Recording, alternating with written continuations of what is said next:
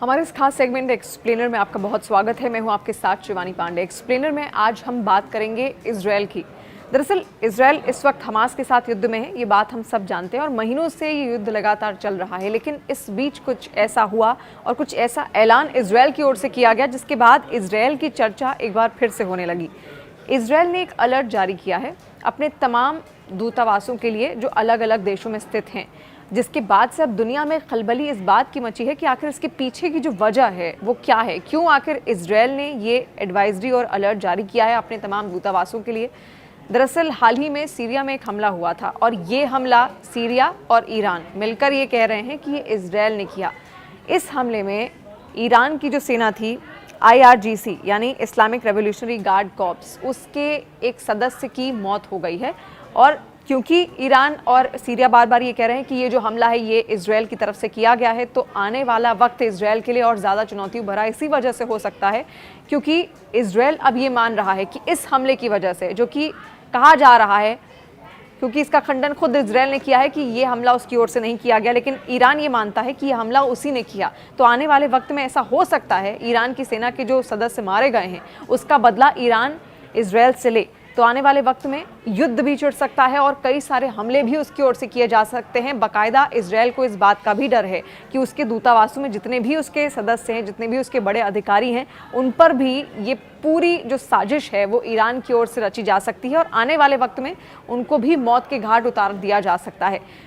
और ये सब हो भी इस वजह से रहा है क्योंकि ये है वर्चस्व की लड़ाई एक तरीके से इजरायल और ईरान के बीच में। ईरान कभी भी यहूदियों को अच्छा नहीं मानता है और उसकी जो सोच है वो यहूदियों के खिलाफत ही करती हुई आई है। और इजरायल जो देश है वो यहूदियों का देश है, एकमात्र यहूदियों का देश पूरी दुनिया में, मिडिल ईस्ट में, जहाँ पर इजरायल ने अपने दम पर पूरा जो कुनबा था, पूरा जो शोहरत है वो हासिल की, एक तरीके से प्रसिद्धि हासिल की। और अब मिडिल ईस्ट का एक बहुत मजबूत देश इजरायल इस वक्त बन चुका था, लेकिन हमास उस पर अचानक से हमला करता है, वो चर्चा में आता है। अभी भी वो युद्ध लगातार चल रहा है, लेकिन ईरान को इसी बात का दर्द है कि आखिर इजरायल ने इतनी तरक्की कैसे कर ली। और दूसरा, यहूदियों से ईरान के लोग और ईरान की जो सत्ता है वो चिढ़ती भी है।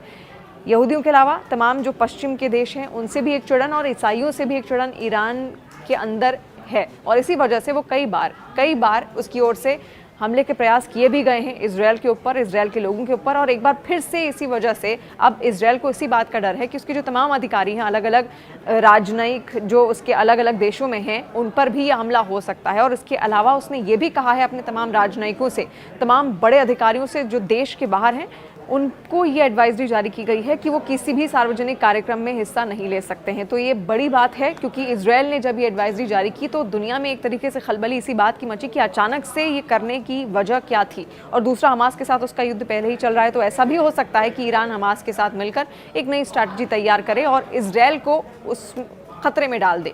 इस पर आपका क्या कहना है, कमेंट सेक्शन के जरिए हमें ज़रूर बताइए। और इसी के साथ अगर आपने तमाम न्यूज़ अपडेट्स के लिए न्यूज़ 18 इंडिया की यूट्यूब चैनल को सब्सक्राइब नहीं किया है तो उसको सब्सक्राइब कीजिए।